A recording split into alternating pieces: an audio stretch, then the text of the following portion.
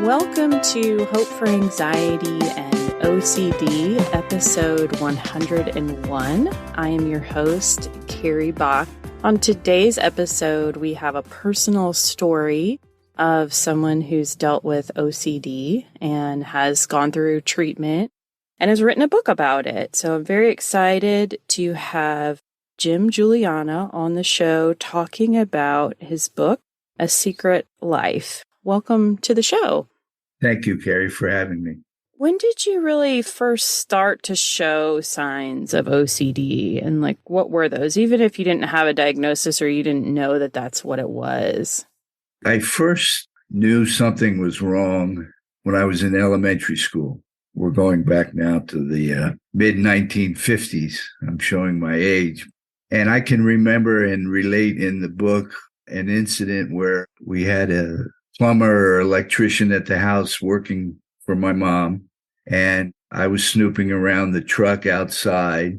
And there was a picture in the truck of a partially naked woman. And of course, I fixated on it. And then after the gentleman left, I started having very serious feelings that I had done something wrong.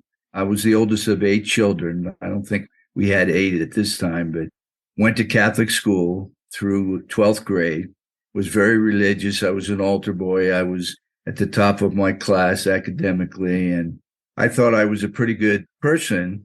And then this event occurred, and it took my mother and me the rest of the afternoon for me to realize or come to the conclusion that I wasn't going to go to hell for having looked at this picture.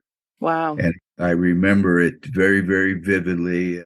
My mother was my best friend all through my teenage years, and I worshiped her and loved her very much, and it was mutual. And she sat me down, I remember, in the kitchen and tried to explain to me what had transpired, and it wasn't a mortal sin, and I wasn't going to hell. And eventually I felt better about it later in the afternoon, and we're talking several hours where she consoled me and talked to me. And so that was the very first incident where I knew there was something unusual going on. Back then, the word scrupulosity came into play because of my religious background and upbringing. The other event that took place, which was really probably the most important event in my adolescent years, I had completed the first semester of Catholic high school in an all-boys Jesuit high school. It was Christmas vacation, and I was scheduled to go back to school the next day to start the second semester in January. Now we're talking 1964. And as I had mentioned, I was a straight A student, did very, very well. I liked school, enjoyed school, but I had been having a lot of problems my first semester at Prep, Georgetown Prep, with headaches, and I had developed some facial and bodily tics, and it was all trying to get rid of thoughts or ideas that I thought were sexually wrong or inappropriate. And my grades had reflected this interruption, so to speak. And I was just afraid to go back to school. So the night before I was supposed to return, I ran away. And basically what I did was I went into the park. We lived near Rock Creek Park, and my friends had a tree house. So I spent the night there freezing my butt off and got back to the house about 8 or 8:30 in the morning. And of course, my folks were beside themselves. And that was the first time that I ever received any professional medical help for what was going on. I had just turned 15 years old then. Did they know that you were struggling with this thought process? Was there a lot of confessing that was going on to them or reassurance seeking? Okay. It was my secret only at that point. And I was very timid. Even though I was a good athlete and a good student, I was behind the 8 ball a little bit socially. I was very quiet and introverted. Even with my parents, they would have to pull things out of me, so to speak. You can imagine having a house full of children, all ages, all in school. We had a nice middle-class family. And I was pretty happy most of the time. But this was an offshoot of what had happened in grade school, and it just kept getting worse and worse and more invasive in everything that I did, to the point where I knew I needed help. I didn't quite know how to ask for help. So this was my way of speaking up and getting my parents involved. I think it's important to note for parents and others that sometimes, like, the kid that's well behaved, that doesn't mean that they don't have the internal struggles going on. Because a lot of times we Right. see situations where a child can be very well behaved and they're good in school, but then they're holding on to this anxiety inside. And unless it Right. manifests in some way externally, a lot of times people don't know. Yeah. And I think I've mentioned to you, we have 4 children and 3 of our girls are school teachers. It's amazing today just how many youngsters suffer from obsessive compulsive disorder. It would shock a lot of parents. And through discussions with my girls and in the last few years I taught, it was just startling how many children are affected adversely in school and in their activities, and at how young it happens. My wife and I spoke to a lady who was a secretary, worked for our financial planner, and Betsy started talking one day to her, and she had twins, 7 years old, and one of the twins was having nightmares and all kinds of problems and had been diagnosed with OCD. And this was just a couple of years ago. Yeah, So, fortunately, like, they're catching it a lot earlier so that there can be earlier intervention. Whereas, yes. many years ago, they did not catch these types of things earlier. When you got help at 15, did you get a diagnosis of OCD then or no? I'm laughing at remembering we went to a doctor, psychiatrist that was a good friend of the family, Dr. Fitzgerald. He had a couple of sons attending prep with me. He was a good friend of the family. And my parents and I never received or heard the word OCD until 1980, if you can believe that. I was married, had 4 children, and into my career as a teacher and coach before OCD was ever mentioned. Did you label yourself with something random, like I'm weird or quirky or I feel crazy inside? Because I think a lot of times people with OCD do feel internally crazy until they get a diagnosis. Yeah, you're right about that. A lot of people I've met, they don't want to talk about it. They're embarrassed, I Yeah. think would be the word I would use, or they feel they're lesser human beings. How did you explain this to Oh, yeah. yourself? To this day, I think of what happened to me freshman year in high school, for lack of better words, is I had a nervous breakdown of some sort. I had an emotional breakdown. I had a mental disorder of some nature that I had no idea what was going on. In fact, just within the last couple of years, when I was meeting with my present doctor, Jim Gallagher, who inspired me to write my book, he talked about the fact that I was a 15-year-old going through puberty, going through all kinds of emotional, physical changes at that time. And a lot of that was part of what produced the headaches. The headaches were real. A lot of my teachers thought that I was faking it. I remember that. It was much, much more complicated than anyone thought back in 1964. And it encompassed everything I did. Every day, every minute, something was going on, and I knew it. I knew I was different. In fact, later on in my adolescence, when I dropped out of college, I was drafted. It was during Vietnam. And our pediatrician was able to write a letter and explain what was going on with me. And I really wasn't trying to dodge the draft. In fact, I was thinking about going into the service, but they wouldn't take me because I think the phrase they used was mentally unstable or mentally incompetent. I was 4F and didn't have to worry about going to Vietnam. Wow. Well, you said it took until 1980 for you to get a diagnosis and hear the words OCD. While you were going through this in high school and beyond, was it always mainly themes of scrupulosity, like worried about offending God or going to hell or other things? Yes, my wife and I were high school sweethearts and started dating. Oh, I first met her when I was 14, so right around.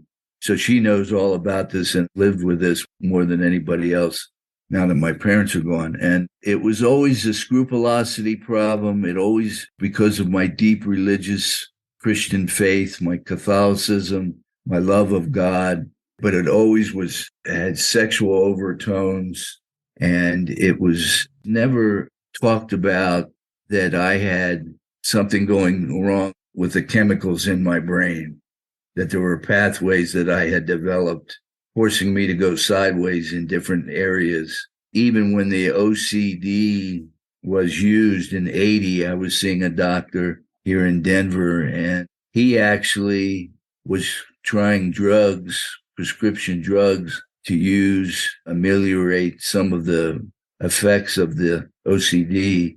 They hadn't been accepted yet by the FDA. Oh, okay. So my doctor had to get them from Canada. That's the point where I was in the 70s and 80s, where I'm trying every different prescription drug for anxiety, for depression, for whatever they thought it might work. And I probably went through half a dozen to a dozen different types of drugs. And drugs have never really been a great assistance to my problem. Never. In fact, Dr. Gallagher says it's normally about only 30% of people that have OCD find any kind of relief from prescription antidepressants, those kind of things. Do you remember what some of the things you were on? Were you on because this was before the standard treatment now is SSRIs. Yeah. Were you on a tricyclic antidepressants, or do you remember? I was on Prozac at one time. I know my brother can't remember the drug that he used because he's OCD as well. And I mentioned it to my doctor and we tried, and it did have some side effects, but it helped a little bit. But it was never more than just mellowing me out. Okay. Kind of controlling my temper and frustration and anger and anxiety, in my case anyway. But it never helped lessen the intrusions for you. No, never. That's hard to deal with. So I imagine that it was probably hard trying to navigate a sense of healthy sexuality. It's normal for teenagers to think about sex or be curious about sex or have questions about them. But those things weren't talked about. People weren't having open conversations. Was that hard for you to navigate? Try to figure out, I don't know, what's normal versus what's OCD related? Yeah. What was normal for me was what I had been taught in 12 years of Catholic school. Nuns for 8 years, Sisters of Charity, which I loved them. They were great teachers, but they were strict, and it was all by the book, the Catholic Church, the doctrines of the church. So I, being the person I was, that was kind of how I acted and reacted. And if I thought it was a mortal sin to look at a girl walking away from me who had nice legs and a nice butt and swayed, and if that was a mortal sin, then that was a mortal sin. I had to go and confess that, go to church for that. I think a lot of kids in the 50s and 60s, there wasn't a lot of sex education or discourse on sex. It's what I learned in school. And it seemed like, as I look back now, just about everything was bad, was wrong. That was my approach. Got to be careful. And I never dated much. I never kissed a girl until my wife-to-be kissed me when I was probably 16. I was way behind the curve. A lot of it had to do with the OCD and worrying about sin and having to go back to church, confess my sins, talk to the priest, that kind of thing. Did that cause you to engage in confession maybe more than the average Catholic? I don't know exactly how that works, but did you find yourself going back a lot and confessing compulsively? Yes, absolutely. It's like hitting your head on the brick wall, okay, this was going to help. And then you walk out of the confessional, and confession works where you can go anytime you want. Okay. It's up to the individual. And it's a sacrament, just like receiving the Eucharist or marriage. So it's supposed to receive help from God and grace from God by going to confession. It's supposed to be helpful. And I turned it upside down on its head, and it became drudgery and something that I avoided more than took advantage of. Okay. Did you have a lot of compulsive praying during this time? Like you'd have a certain thought and say a certain prayer or feel like you were repeating certain prayers over and over? Yeah, that's a good point. I've thought about that. Yes, most definitely. I used to, in grade school, during Easter, during Lent, Advent, Christmas time, I'd try to go to church every day before school. And then in high school, we had mass, daily mass, optional, and I went a lot.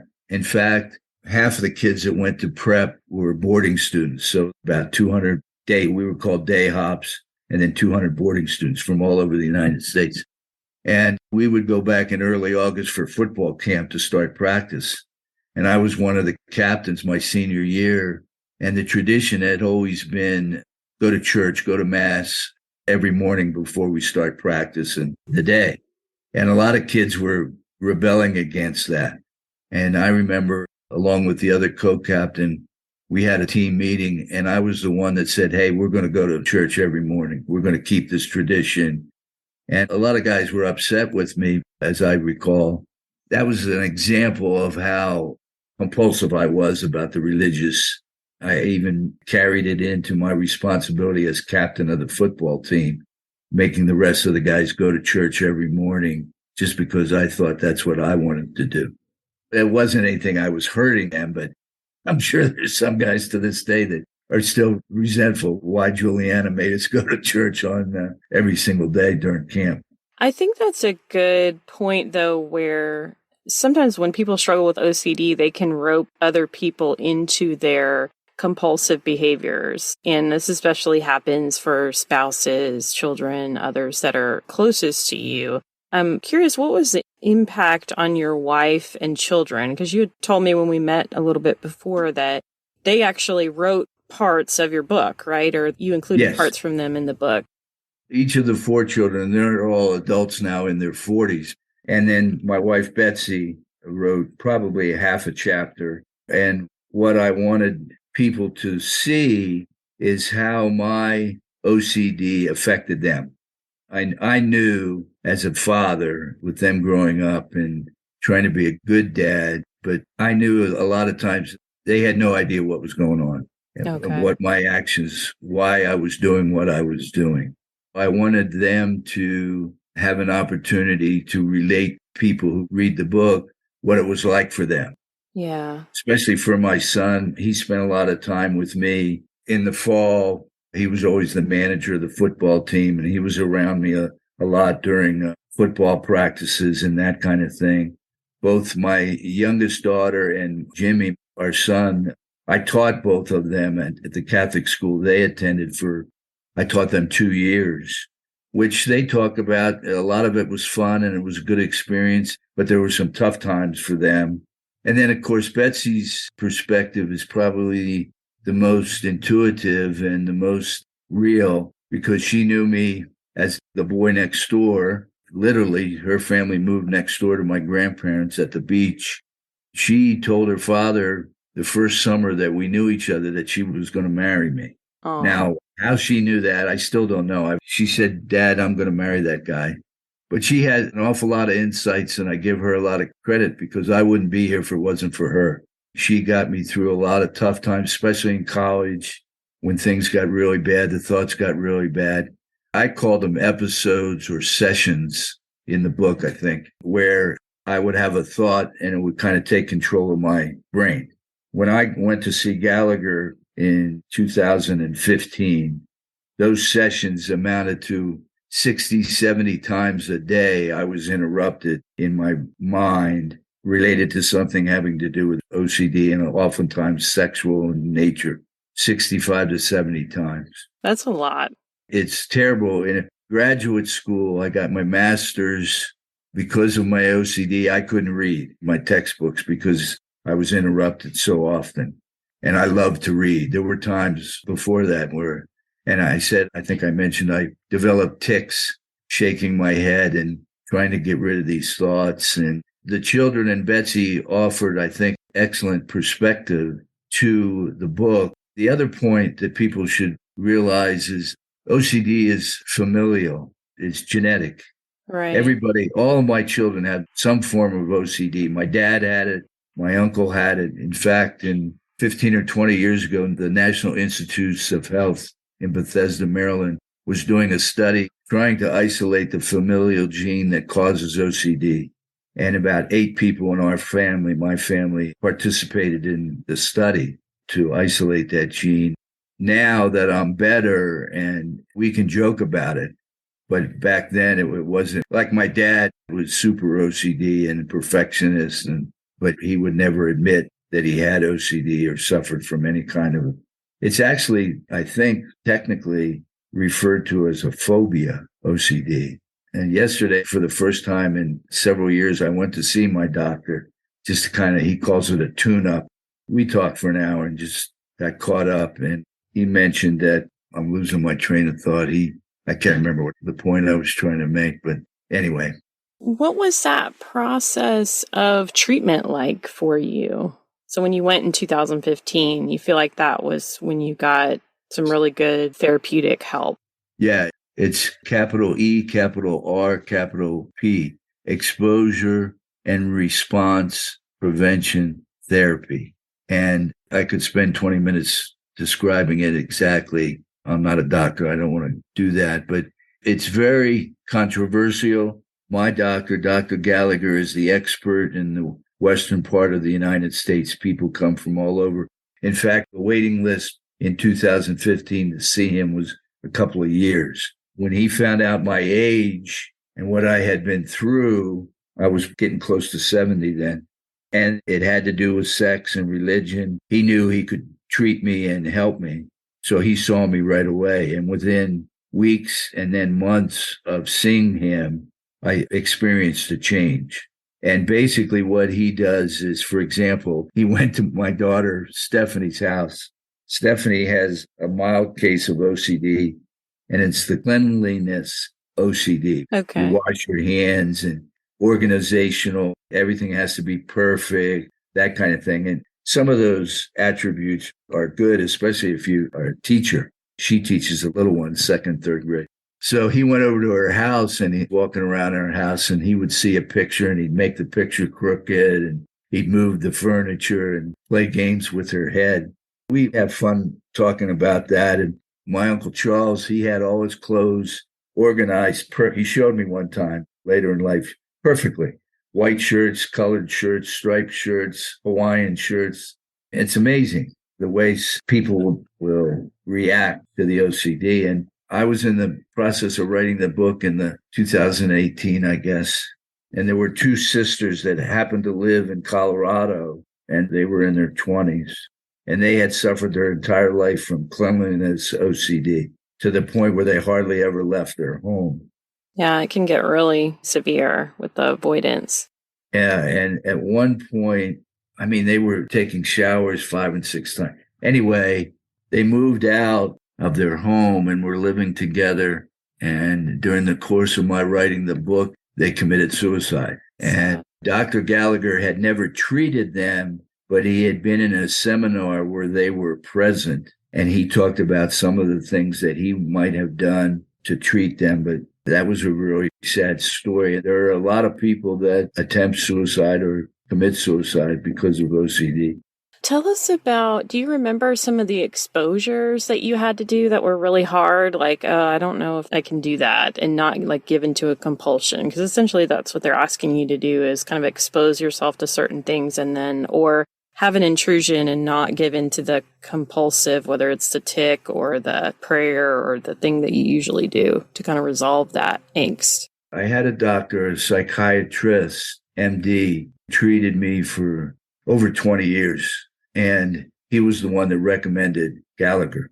We had talked about Gallagher before, but he knew of my strict Catholic faith and my religious background and everything. And he never thought I was ready for the exposure and response therapy because of what it asks you to do sometime. And Betts and I saw Gallagher first time. He said, I'm never going to ask you to do anything that's illegal or hurtful or harmful or against the law or anything like that. What I ask you to do may go against what you've been taught in your religious background. And I was to the point Betsy didn't think I was going to do. He said, if you do what I tell you to do, I can cure you. That's how confident he was. And I was all in.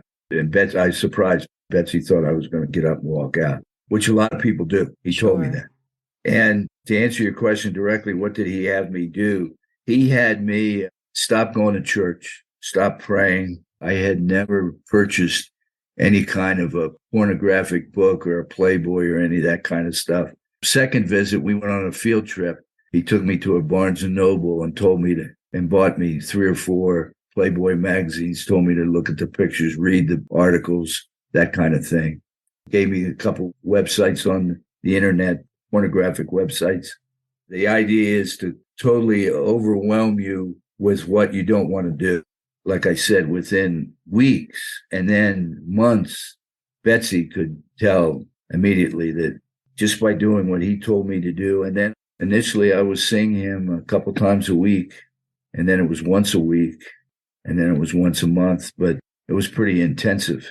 So you went weekly at first, or did you go more than? I went weekly at first, yes. In fact, I think the first month I went twice a week. Mm-hmm. And then I went once a week for maybe another month or 2. And then we got to the point where I went once a month and for an hour. Oh, I know what else he did. He made tapes that I had to listen to. Anti-prayer tapes. You don't need to go to church. There is no hell. And a lot of people look at it as being very controversial, but I do too. I mean, pornography and those kind of things are sickening to me, but it worked. So that cut down, after engaging in those activities, that cut down on the intrusive thoughts that you were having? Absolutely. So what it did was the pathways in my brain were destroyed by my having done those activities. Hey, Carrie, interrupting this interview just for a moment. Wanted to say that it sounds like what our guest went through was flooding. There's a difference between, in behavioral exposure therapy, there's a difference between flooding and gradual exposure. Flooding is kind of what it sounds like, where you're immersed in something very quickly. Gradual exposure is where you bite things off into smaller steps and you have a hierarchy. And you move through that exposure hierarchy, starting with things that are lower on the exposure level and then moving upward. It's quite possible that flooding was chosen in this situation for treatment due to the severity of the level of the issues, but I'm not familiar with many therapists today who are still using flooding techniques. There may certainly be some.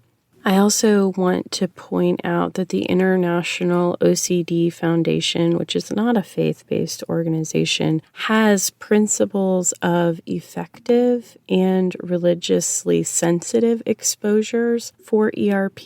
We will copy that website and put it in the show notes for you so you can read those. They talk about not asking a client to do something that they knowingly would violate their safety or supported beliefs, and being able to do the activities that other people from their faith community can do as a part of normal practice, and identifying, working with the faith community and the therapist regarding what might be helpful for their faith.